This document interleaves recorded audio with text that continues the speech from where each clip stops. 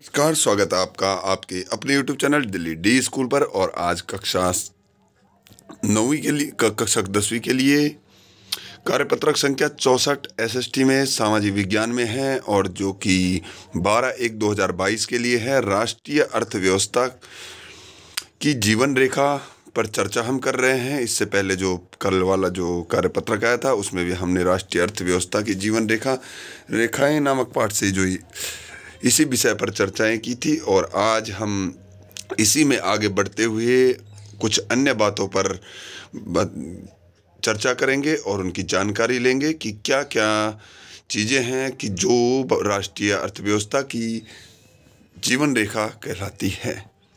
तो इस वीडियो को अंत तक देखें, बहुत ही महत्वपूर्ण होने वाला है, बहुत ही इंटरेस्टिंग होने वाला है यह वीडियो, क्योंकि इसमें हमें कई सारी नई चीज़ों की जानकारी मिलेगी और बहुत जगह इनकी आवश्यकता पड़ती है। ऐसा नहीं है कि कक्षा 10वीं का जो एग्ज़ाम होगा उसी में आपसे यह पूछा जाएगा।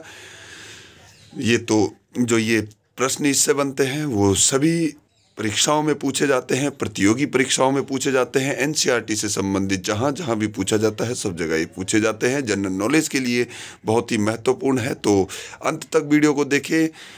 अगर आपको अच्छी लगे तो लाइक ज़रूर करें और चैनल को सब्सक्राइब जरूर करें। तो चलिए शुरू करते हैं कि भारत की 7516.6 किलोमीटर लंबी समुद्री तट रेखा के साथ 12 प्रमुख तथा 200 मध्य व छोटे पत्तन है। ठीक है, जो समुद्री तट रेखा है उस पर क्या है कि 12 जो है प्रमुख और 200 से अधिक मध्यम और छोटे पत्तन है। पत्तन यानी कि जहाँ पर जहाज़ों का स्टेशन कह सकते हैं। जैसे बस अड्डे से जाती है तो ऐसे ही वहाँ पर जहाज़ आते हैं, रुकते हैं और वहाँ पर माल को उतारते हैं, चढ़ाते हैं और वहीं से बन के चलते हैं।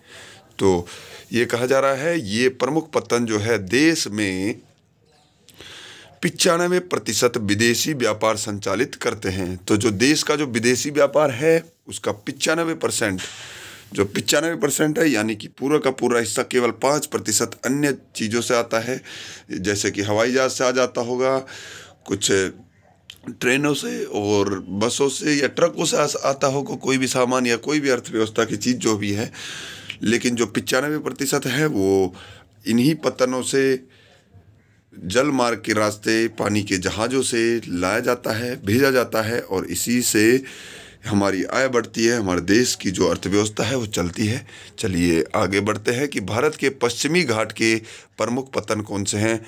तो भारत का जो पश्चिमी घाट है यानी कि गुजरात, महाराष्ट्र, कर्नाटक, केरल, गोवा वाला जो हिस्सा है पूरा वो पश्चिमी घाट कहलाता है।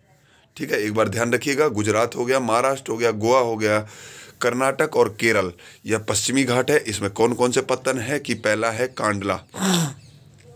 कांडला जो है वो दीनदयाल पत्तन के नाम से इसे जाना जाता है। इसका नाम है दीनदयाल पत्तन कांडला। और यह महत्व क्या है इसका कि स्वतंत्रता के बाद विकसित पहला पत्तन यह एक ज्वारीय पत्तन है। ठीक है, स्वतंत्रता के बाद जो पहला पत्तन यहाँ ये विकसित किया गया था वो था कांडला का पत्तन। ठीक है, और एक ज्वारीय पत्तन है। दूसरा है मुंबई जो कि महाराष्ट्र में है। कांडला वाला गुजरात में है, मुंबई वाला महाराष्ट्र में है। यह सबसे बड़ा पत्तन है। तो महाराष्ट्र का जो पत्तन है वो सबसे बड़ा है। यह इसकी महत्वपूर्ण जो बात है यही है। और जवाहरलाल नेहरू पत्तन जो है वो मुंबई में ही है, जवाहरलाल नेहरू पत्तन महाराष्ट्र में ही है। इसका विकास मुंबई पत्तन से कामकाज के भार को कम करने के लिए किया गया है। अब जो मुंबई पत्तन है, क्योंकि यह सबसे बड़ा पत्तन है तो सबसे ज़्यादा काम यहीं से होता है, इसलिए इसके वर्कलोड को, कामकाज को के भार को कम करने के लिए इसे बनाया गया है जवाहरलाल नेहरू पत्तन मुंबई में।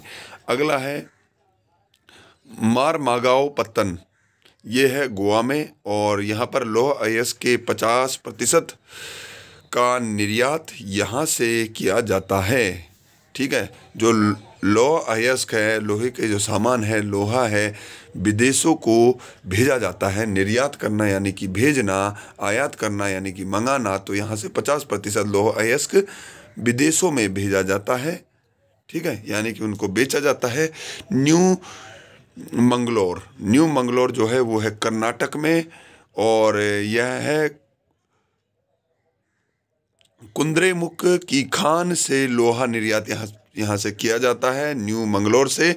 और उसके बाद है कोची जो कि केरल में है। यहाँ पर लैंगून के मुहाने पर स्थित प्राकृतिक पत्तन है, केरल में लैंगून के मुहाने पर स्थित है।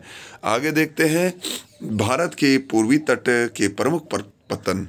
अब पूर्वी तट में कौन से आते हैं? तमिलनाडु, आंध्र प्रदेश, उड़ीसा, पश्चिम बंगाल, ये सारे राज्य जो है ये पूर्वी घाट में है। और यहीं यहाँ पर जो पत्तन है उनके बारे में हम देखते हैं कि तुतीकोरन जो है वो तमिलनाडु में है। यह प्राकृतिक पत्तन है, प्राकृतिक यानी प्रकृति द्वारा बनाया गया, इसको मानव निर्मित नहीं है, यह प्राकृतिक तौर पर बना हुआ है। दूसरा है चेन्नई जो कि तमिलनाडु में है, सबसे पुराना कृत्रिम पत्तन है, यानी कि इसको बनाया गया है और सबसे पुराना है यह पत्तन चेन्नई वाला। अगला है विशाखापट्टनम जो कि आंध्र प्रदेश में है, यह सबसे गहरा पत्तन है।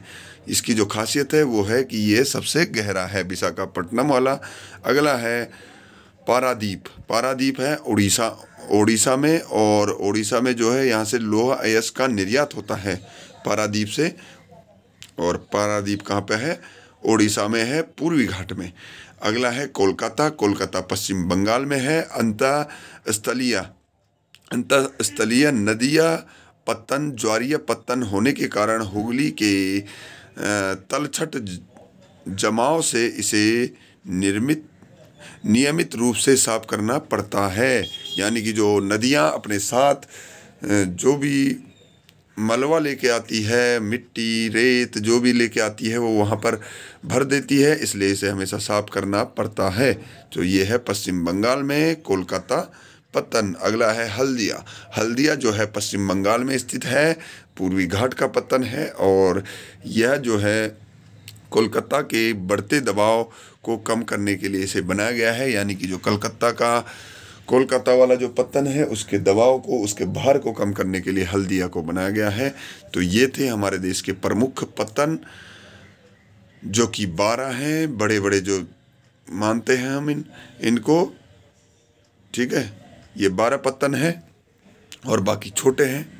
बाकी ऊपर चर्चा आगे देखते हैं, अगले कार्यपत्रक में आ जाएंगे। तो प्रश्न यहाँ पर दिए गए हैं। पहला प्रश्न है पश्चिमी घाट के प्रमुख पत्तनों का महत्व अपने शब्दों में लिखिए। तो महत्व यहाँ पर दिया गया है, पश्चिमी घाट वाले ये महत्व है इनके। स्वतंत्रता के बाद पहला सबसे बड़ा, और उसके बाद मुंबई पत्तन जो हो गया, उसके बाद हो गया 50% लोहा अयस्क का। ये सारे इनका महत्व है। और पूर्वी घाट के पत्तनों का महत्व यहाँ पर बताया गया है, वो भी यहाँ पर साफ लिखा हुआ है। तो ये था आज का कार्यपत्रक संख्या यानी वर्कशीट नंबर 64। उम्मीद है कि आपको अच्छे से समझ में आ गया होगा। तो मिलते हैं अगली वीडियो में, तब तक के लिए नमस्कार, जय हिंद, जय भारत।